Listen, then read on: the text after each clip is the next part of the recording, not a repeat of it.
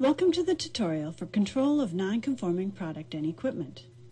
This tutorial will take a look at how the control of non-conforming product and equipment procedure has been designed to address the requirements of the code and to assist you in understanding the procedure and tailoring it to your organization. The general requirements of this section are to have processes in place to make sure that non-conforming product or equipment are not used. Remember that the code asks you to document the responsibilities and methods for handling non-conforming product or equipment. This will include quarantine, identification, handling, disposal, and prevention of unintended or misuse. Let's take a look at the procedure. This procedure describes the process used to handle non-conforming product and equipment. Here we have stated that management is responsible for assigning responsibility and authority for control and disposition of any potentially unsafe product and non-conforming equipment. Management is responsible for ensuring that all relevant staff are aware of the quarantine and release requirements for non-conforming product, materials, or equipment. Quality assurance and management are responsible for documenting the disposition of non-conforming material. And top management appoints personnel with authority to initiate withdrawal and carry out withdrawal. Now let's take a look at the process outlined in the procedure.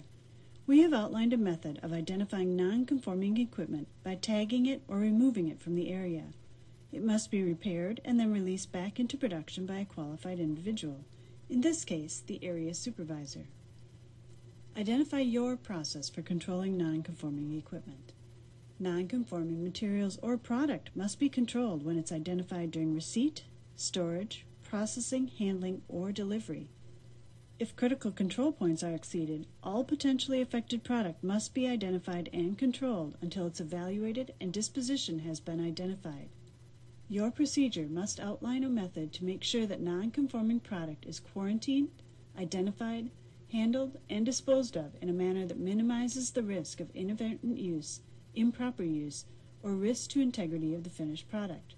This will be different for each company. Identify how you handle this in your company. Is it labeled with a clearly visible hold sign? Is it put on hold status in a computer system? Is it physically segregated into a hold or quarantine area? Who in your organization will be responsible and authorized to determine if potentially affected product has a food safety hazard? The designated person will identify if the food safety hazard of concern has been reduced to acceptable levels.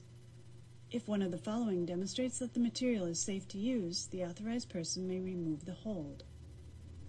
Identify your criteria here. How will the product be handled if the hazard has not been reduced to acceptable levels?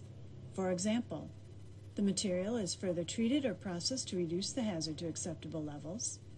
The product is destroyed or disposed, and disposition is recorded on the non-conforming product form.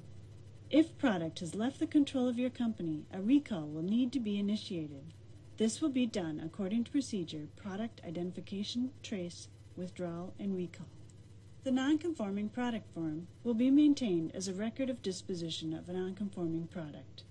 List any other records that your process generates. Your next steps will be to plan your first meeting of the team that will be working on this procedure and download the documents from this chapter, including the task list, procedure, forms, and provide the team members with the documents and task list and schedule the first team meeting.